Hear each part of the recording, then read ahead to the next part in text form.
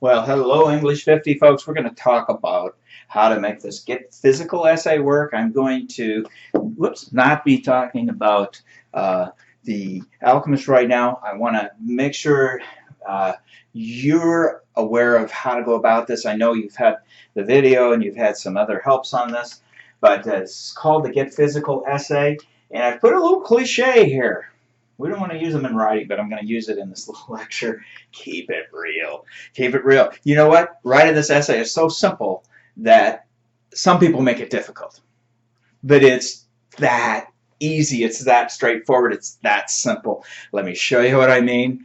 First of all, you want to really focus on what we talked about. Images.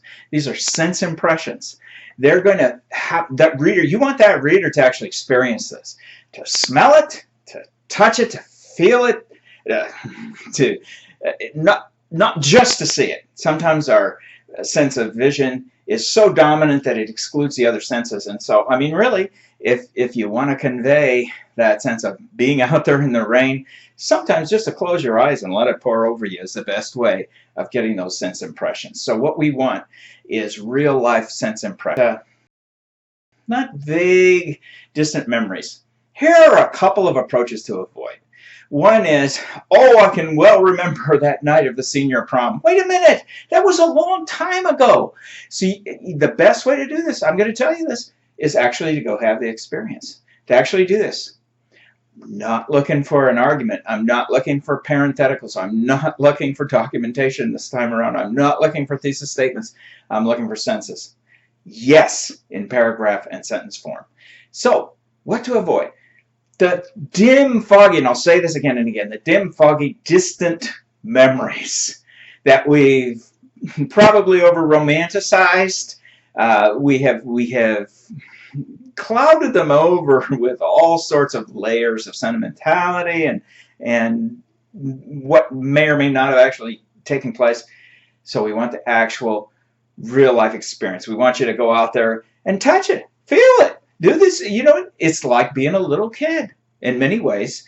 The child is the father to the man, to quote Wordsworth. In other words, kids understand much that we don't. And part of the reason for that is, boy, do they experience it with their senses. They go right after it. They go right for it. So you have to be a little kid-like.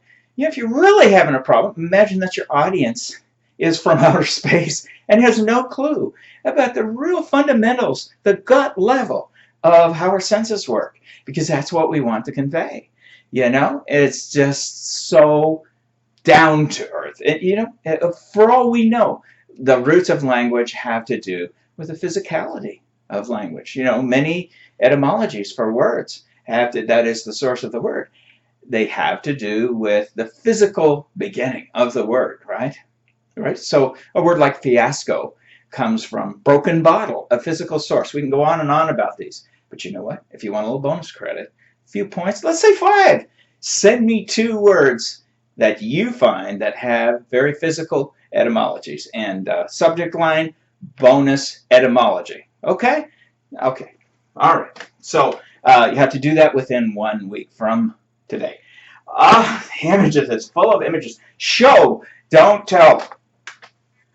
Show, don't tell. Mark Twain says, bring the dancing girl on stage and show her to us. Don't tell me about her. Show her to us in all her glory.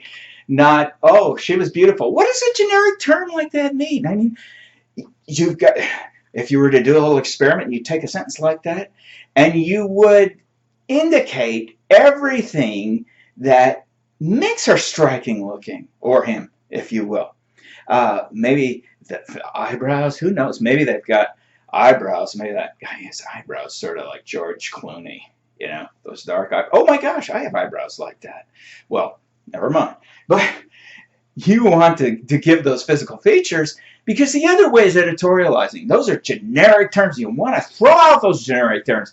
You want to have that sense of exact physical replica words that simply get us right to those senses. Again, though, you're going to use paragraphs and sentences. You're not going to use fragments, although, if you remember, your whole essay can be generated from the little experience that you went out and you had, and you could capture in fragmented form in your journal entry for this week.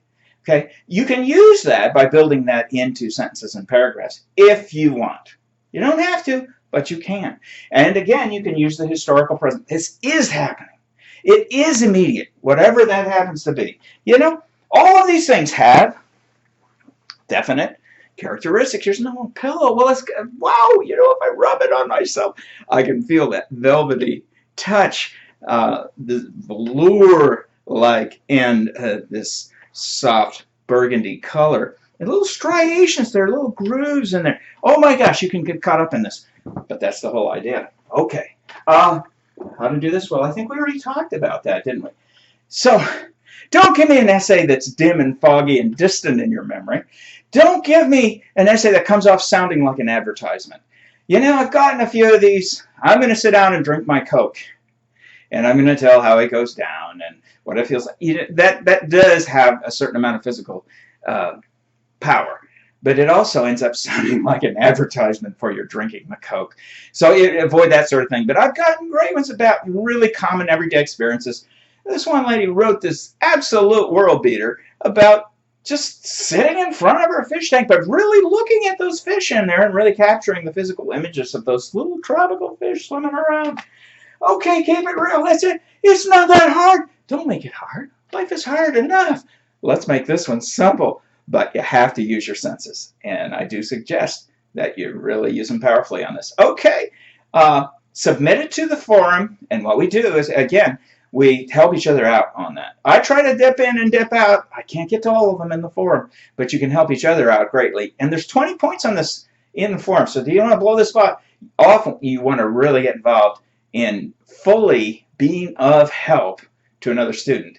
And more than that if you choose. Okay. That's enough for now. Best of luck, okay?